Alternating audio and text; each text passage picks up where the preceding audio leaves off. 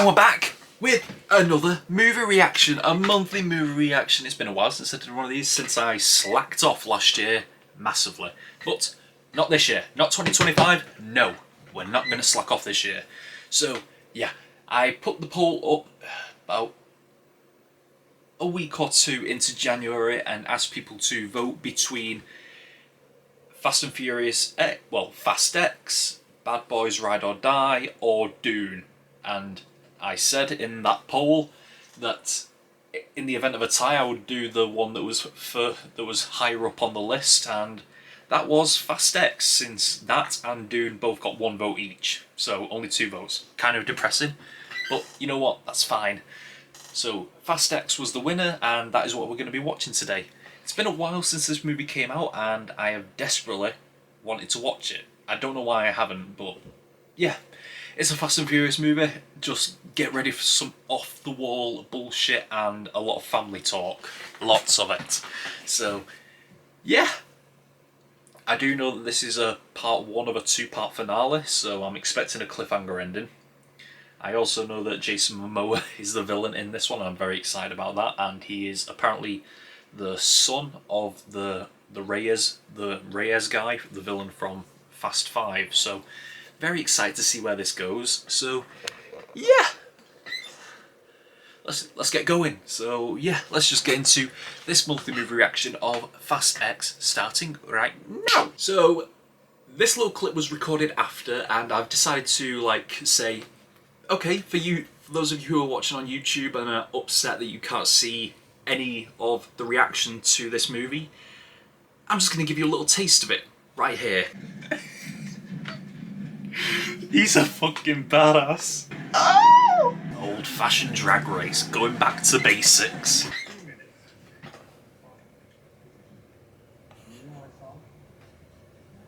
This guy is fun. They've actually fucking done it. So, there you have it. We're back on YouTube now, and hope you stay around for the after-movie review that I gave.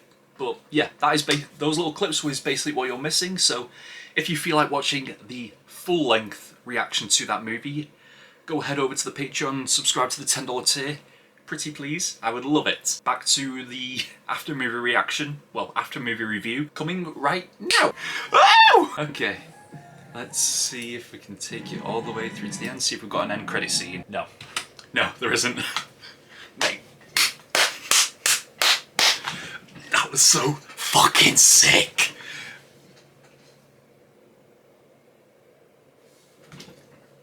You know what? I said it in the reaction. These Fast and Furious films, okay, now they've got a reputation of being a little bit too crazy. This one didn't feel as crazy as 9, or even 8 for that matter. But it was still off the wall fucking awesome. Like, there was no, remote controlling 1,000 cars and running through all of fucking New York with it. There was no go into space with a car. There was none of that, but it was still fucking awesome. You know what? The team is always, it's how it's always been. The team is always how it's been. Dom, the family man, Letty, his good right hand, his amazing right hand, and badass as well. She seems to love those bikes. She loves a motorbike now more than she ever loved a car. It seems weird, but you know what, fine. It differentiates her from the rest of the team for her to be on a bike. And now she can be fighting like special agents and everything when she was just a brawler in the first movie. I mean, everyone's changed since the movies they appeared in the first time. So, yeah. It's crazy when you think about Lil B and the fact that he's, I don't know how old he is now, what, 10? He looks about 10, because they said he's not 12 yet, so he's got to be 10. He was only a baby 2 movies ago. Like, surely it's not been that long since Fast and Furious 8. Let's see. When did Furious 8 come out? Well, Furious 7 was 2015. Fate of the Furious, 2017. Okay, so it's been quite a while. When did this movie come out? Pretty sure this movie was 2023. So 6 years. it's been 6 years, and I know he wasn't like 4 in. I know he wasn't 4 in the first movie. So yeah, they're time skipping a little bit, but that's fine. That's fine because little B, he served me. Well, I mean, I could say he served a purpose. He was the thing that everyone was after. He was the one everyone was after for the second half of the movie. Mia, you know what? After the whole stuff with Jacob in the Toretto household, where the agency came and Jacob came as well, we didn't see Mia again after that. So she's got to play a role in the coming movie. Well, I mean, everyone has to. So yeah, it was strange that we lost Mia so early on. Well, we didn't lose her. She left earlier on, quite early on, like halfway through the film, and we haven't seen her since. So that's that. Jacob, mate, we got to see a fucking AA off Jacob in this movie. Love it, and establishing him. It was good to have him almost pretty much the entire time he was in this movie. He was with Little B, establishing himself as the retro, sometimes cringeworthy uncle, with a few cool moments. But that car that he managed to create with the cannons on it, fucking awesome. So fucking awesome. I'm going to be looking up reactions to this movie all night long. It's only 10 at night, so I've still got about an hour before I go to bed. There we go.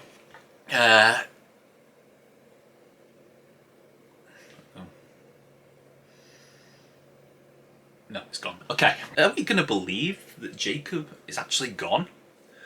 I mean, it seems like a missed opportunity considering what happened at the end there in that credit scene. It seems like a missed opportunity to have Jacob show up for the movies that The Rock wasn't present. And to not have Rock and Cena together seems like a missed opportunity, so I don't know, it seemed pretty final, and it seemed quite poetic for him to go out in a car crash and an explosion the same way that their dad went out.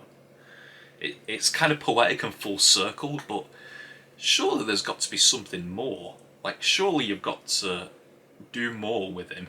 But yeah, Jacob, badass play at the end there. You know what? Han being the silent badass that he was, I'm upset with one thing about Han. We didn't go into him being high, really. He still stayed as a badass even though he was high. But no, I was like, yes, I want to see Han get high, but then it was literally just he was like seeing things weird, but literally he kept his cool the whole time, and that's something. I suppose that's something you tried to do, wouldn't it? You would try and keep your cool because he was literally picking up the bun, and everyone was telling him like, don't eat the fucking bun. He ate the bun, and then when he started seeing weird shit, it was like you could see the gears turn in his head, like, shit. I've just eaten this shit, and like, okay, don't give anyone any satisfaction of being able to say I told you so. Just stay cool, even though you're tripping fucking balls out here. So, yeah. Good on Han for keeping his composure with that one. Tej, Ramsey and Roman, same as they've always been. And I love it. I love that Ramsey's starting to learn how to understand cars, because the last movie she didn't understand. She didn't know how to drive a car. She knew nothing about cars whatsoever. And this one, she's starting to learn about cars. She's becoming more integrated with the team through little things like that, and I love it. Because honestly, sometimes I do question what is the point of her, because if you want the tech person is Tej, and he can drive, so why would we need... I suppose maybe the point of her was, after 7, the point of her was just to be the other female in the group, maybe. So maybe that was that. I don't know. Because honestly, She can't fight, she can't drive, she's only tech, and that is already covered by Tej, so what purpose does she serve, other than being the thing that Roman and Tej are always fighting over? But there wasn't really any of that in this movie. There wasn't like any shameless flirting between them. It wasn't like they were competing over her like they normally do. It seemed like that was kind of absent. Roman, he's still all up on this thing of like trying to be the team leader or the second leader after Dom. And yeah, first mission that he was in charge went tits up in every shape, in every way it could possibly go wrong. It went wrong. But to be fair, that wasn't really his fault, because they were given shady intel by an enemy that they didn't even know they had. So that's the team, and with Roman, Tej, Ramsey, and Han, their fate is unknown at the moment. I mean, I doubt that they're going to kill them all off screen, basically. Like, no way are they going to kill them off. So they've got to be fine. But how? Because I know that cars can do crazy things in this franchise, but I don't think they shield you from plane explosions, especially when you're in said plane. So yeah, I wonder how they survive this. So carrying on with characters that we know, Queenie showed up in this. Love that Queenie showed up. Only for a little moment though. It's all we need. The return of Statham. The return of Jason Statham. Deckard Shaw. Love it. And hopefully we see him and Hobbs reunite in the next movie as well. I do want a sequel to Hobbs and Shaw. I feel like that's a story worth telling. I don't know, now that Dwayne and Vin are making up now, maybe that's a story we can tell now that they've made up. So yeah, and yeah, that's they went to him. I love the interaction between him and Han as well, however brief it was cool. And yeah, a mistake made by the villain of this movie is literally they only went to the team only went to Shaw to ask for his help and hope that he'll give it to them. But now that the mercenaries are going to be going after his mum, you've involved him in this problem now. You've made an enemy out of Shaw, and that is an enemy you do not want. You definitely do not want an enemy out of Shaw, or Jason Statham in anything that he's in. You don't want to make an enemy out of him. Two more characters that we know from previous movies who showed up here. I'll start with the briefest one first. We got Hobbs back. Hobbs is fucking back. He was sorely missed in 9. He was sorely missed. We needed him in 9. But yeah, he's back. He's back, and I love it. I love it. And ooh, the possibility of seeing him and Jason Momoa share a screen. Love it. Anything else with Hobbs that I need to think about? I'm pretty sure I had an idea in my head when it was bringing Hobbs in. Like when I brought up Hobbs, I had an idea in my head, but now I've lost it.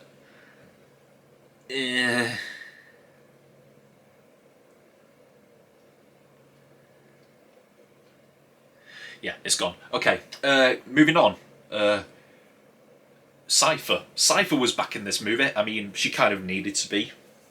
It seems like a character we keep bringing her in, and she gets away every time. Well, I mean, it's only happened twice, but it's happened twice. So she was back for this one, and thoroughly done over within seconds of seeing her in this movie. Yeah, she's in a position of vulnerability now, and she has to try and get back what she's lost. And I love when she showed up to Dom. She showed up to Dom because she knows he's probably one of the only ones who can help with this situation. I love that good that she didn't say the enemy of my enemy is my friend, because it doesn't make sense. You and Dom will never be friends, especially after what you did to Elena. So, yeah. The enemy of my enemy is you. So good. Good. And she kicked ass in this movie. I don't think we've ever seen her fight before, hand-to-hand fight. And her and Letty went hand-to-hand fighting in an awesome fight as well. The choreography always goes so fucking hard in these movies. I love it. It's so good. The choreography goes hard every time. Her and Letty now have to rely on each other, although now we've got once again, another character that we know. No one fucking dies in these movies. Giselle. Fucking Giselle. You got Gal Gadot back as Giselle. Yo, Han... It's after Tokyo Drift now, so you don't have to worry about Han's continuity. Han and Giselle can be together. At the beginning of this movie, they were Tej and Roman were teasing him about getting on a dating app, and as soon as he went on, he was getting matches out of his fucking arse.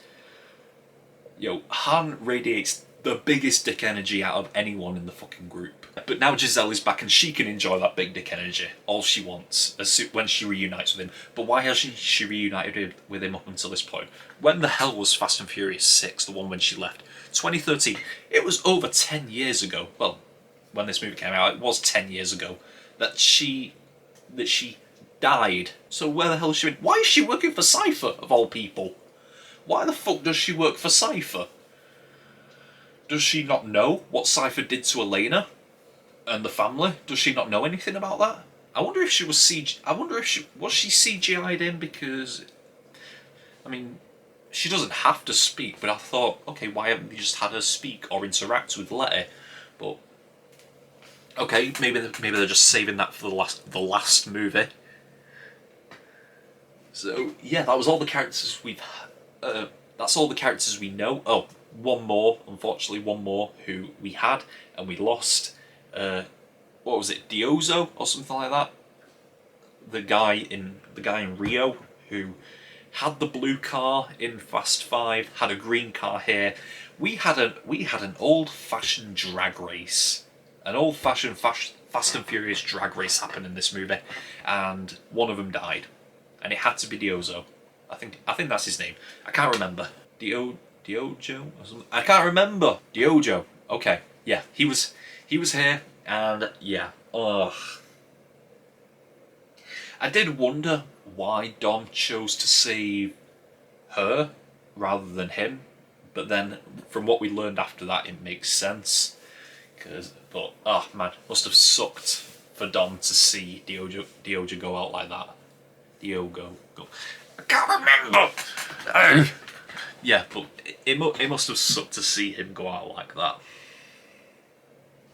The first casualty. You know what? Someone else who has been in previous movies who showed up here. Scott Eastwood. Little nobody. He showed up here for only a little bit. I thought he was about to die. I seriously thought he was about to die. Because I was like, okay, well, it would suck to see him go, but that's a lower level character that you can have as a big consequence in your first outing with the enemy. But no, he survived, and we eventually ended up losing Diogo, the guy in Brazil. Diogo. I'm terrible with names. So yeah, we lost him, and we kept Little Eastwood. He's probably going to come back next time. I'm surprised that we've not had Kurt Russell come back as Mr. Nobody. He's been absent for 2 movies now. And why is that? Are they just saving him for the last one? But, moving into new characters, we may be missing Mr. Nobody, but we've got Little Miss Nobody. Brie Larson, Tess, playing Mr. Nobody's daughter. Okay. She was a bit of a badass. She was the one in the agency siding with Dom and the family. She kind of helped Letty get out of the cell she was stuck in. And then she had the shootout on the bridge in Rio. And then she got shot and now she's on her way to hospital. Is she out of commission for the rest of the next movie? honestly, I thought that shootout on the bridge, I thought that was the last I thought that was the last scene. I thought that was going to be the last scene. I thought that was the end of the film. But it just kept fucking going, and I was happy about that. Make no mistake, I was happy about that. It just kept fucking going. So yeah, now she showed up in an awesome blue suit as well. Nice. And yeah, now she's on her way to hospital. And she's on her way there with another new character we met in this movie. She was played by the girl who played Ratcatcher 2 in the Suicide Squad. What was her name? Danielle Melchior. Who did she play? Isabel. Yeah, she played Isabel, Elena's sister. Wasn't expecting that. I never thought about the idea of Isabel. I never thought the idea of Elena having family outside of the husband that she always talked about. I never thought about that. And the moment that she shared with Dom in Elena's apartment when when her sister's a cop, she's a street racer, and she was saying that they couldn't be any more different, and then Dom replays his own past with Brian, a cop and a street racer. If they spend enough time together, they can find common ground between them and realise they're more alike than they think. Yeah, you can tell that we're just sending a loving message to Paul Walker with every chance we get in this franchise. With the empty seat at the family dinner at the beginning of the movie, leaving the seat next to Mia open for Brian. I think it was a blue seat as well, because his car was always a silver or a blue car. And looking at Dom looking at the photos in the garage with Brian there, and the piano of "See You Again," and then the moment with Isabel. We miss Paul Walker. We do miss him. We miss Paul Walker here. And yeah, oh my god, I was terrified she was going to die when Dante brought her out on that bridge. I thought, oh my god, it's done. It's done. It's fucking done.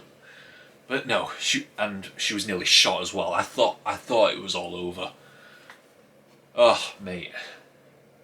But at least this movie has earned those stakes. I think these people are going to die. I actually think people are going to die, because it's the last ones. I hope Isabel comes back. She's still got to meet her nephew. She's got a nephew out there, and she has got to meet him. Oh yes, Ames, Alan Richardson. We love Alan Richardson here. I haven't seen Reacher yet. I plan to watch it. It's on my list of series to watch. He is my number one pick to play the new Batman in the DCU. He's got a presence about him. He looks intense.